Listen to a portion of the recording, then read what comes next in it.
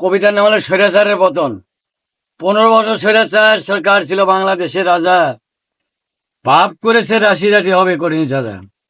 ভারত সরকার আচ্ছায় দিয়ে বাঁচালো তার প্রাণ, বারণ করি কেউ গাইও না তার গুণগান।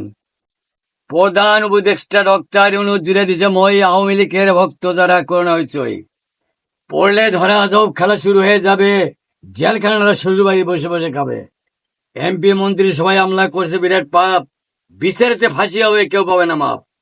ডিজিটাল সোনামালা করছে এরা ধ্বংস, এই দেশে রাখবো না ভাই এদের কোনো বংশ।